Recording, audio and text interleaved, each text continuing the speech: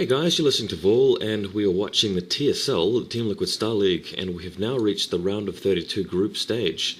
We're actually watching the group that features Advocate and Dreiven, and we're immediately watching the final game of that group. I'm just being very selective as to what games I'm covering for the VODs. Now, as you guys know, a lot of these games were casted live by such people as Artosis, Chill, Rage. This particular game was casted by Chill and Rage, but they had to leave partway through, so I thought I'd pick up a commentary on this game just to get the whole thing, because it turned out, from what I heard, to be a really good game. But yeah, just watching it now.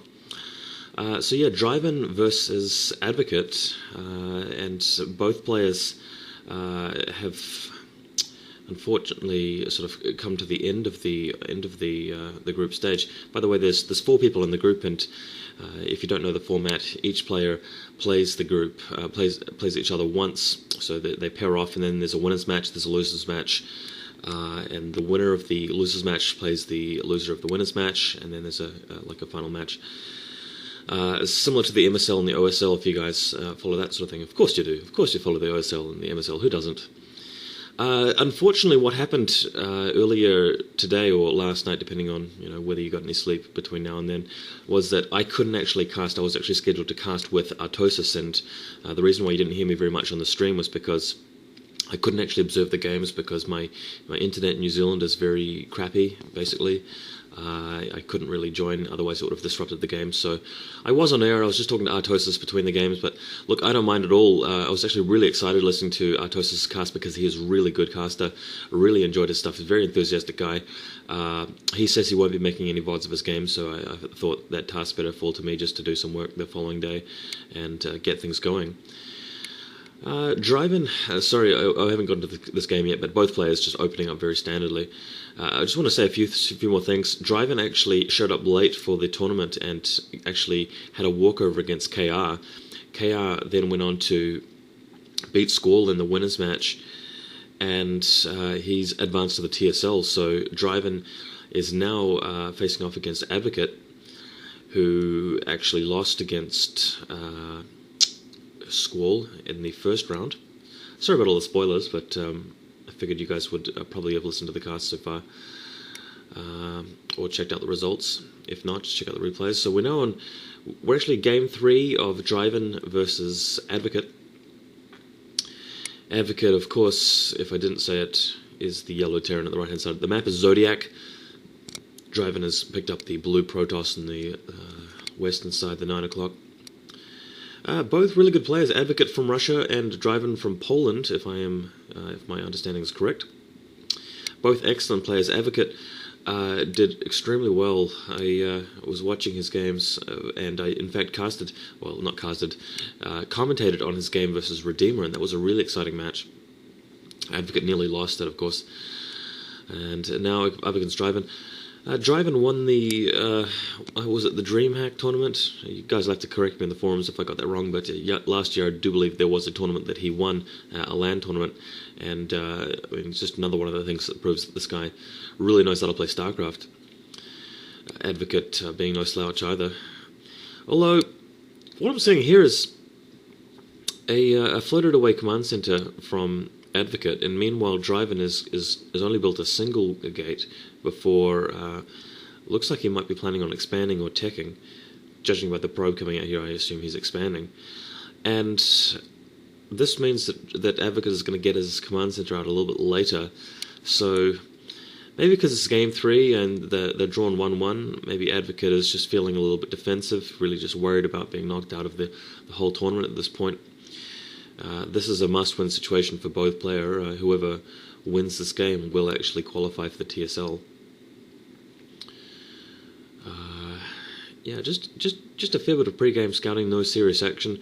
This does look like it's going to turn into a little bit of a drawn-out game, at least past the first sort of 10 minutes at least, in my opinion, because both players are just sitting put and just waiting for their expansions to go online before adding to their unit production building count.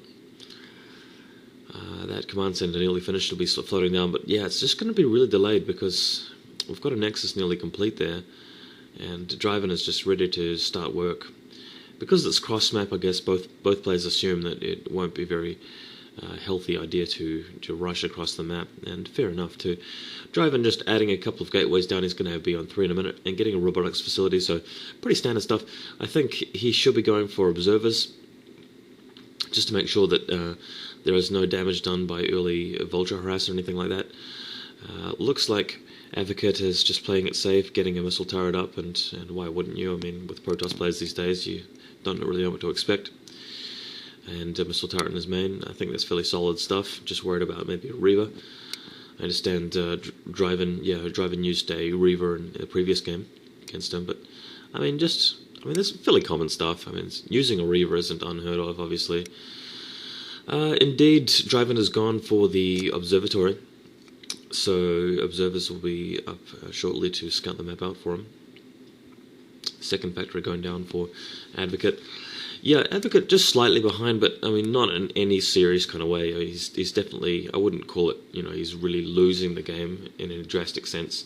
He just seems to be slightly behind, but that's nothing that a player of his caliber can't catch up on. A few workers going around now.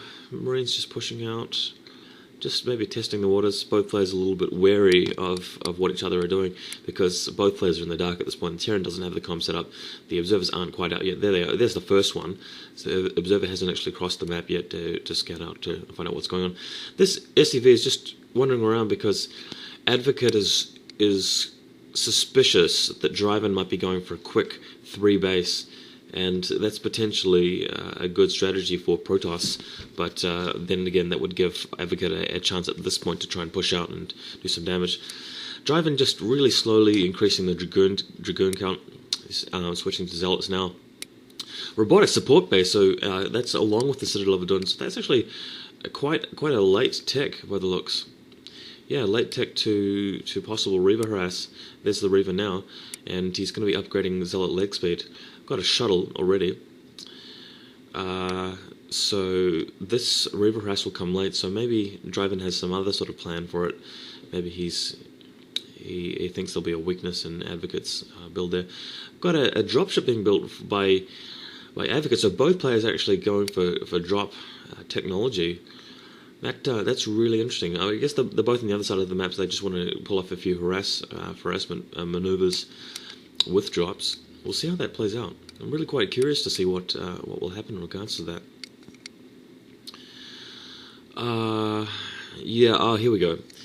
We've got a third base being built by Dreiven at the island expansion, and that's what his shuttle was initially for. And good idea, if you are going drops, it does pay to get those expansions at the islands. Interesting thing about this map is there's no small mineral patch there to prevent the Terran from actually floating the command center over, so it's always possible to do that as Terran. Dreiven just picking up 8 probes now with his shuttle, meanwhile upgrading leg speed, and he's going to offload those probes over on the Nexus. So that third base will be coming up. But interestingly, Advocate doing exactly the same thing on his side of the map, taking a dropship over and building a command center there. So I think it depends which player scouts the other person's island expansion first and goes in for the kill. Maybe it'll be inferred from the fact that one person's attacking that the other will know. I don't know. It's just speculation. We'll see what happens. We'll just keep watching. That first Reaver's out, but it's just not doing anything. So I'm just a bit worried about the Reaver harass. Dreiven will essentially have wasted a bit of resources on that if he doesn't have a good plan for it. So both players are going to be a 3 base. Oh my god, Advocate actually dropping 2 tanks in now. So both these tanks actually harassing Dreiven's expansion, so I wasn't actually expecting that. The tanks coming in now and picking off these probes.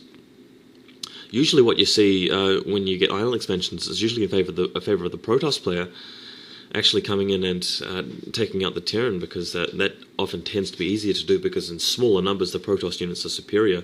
If it's just like a couple of Dragoons, like a Dragoon and a couple of Zealots versus 2 tanks, obviously the Protoss has the advantage. But yeah, just picking up a Reaver and Dragoon now. Advocates are picking up his tanks again now that he's taken out the probes, moving into Dreiven space. Looks like he might be... Yeah, he's dropped 1 tank. 1 tank ready to just shell the probes, just as a bit of a sacrifice, but if you can kill a few probes, that'll definitely be worth it. Easily put down now by the Zealot force in defense.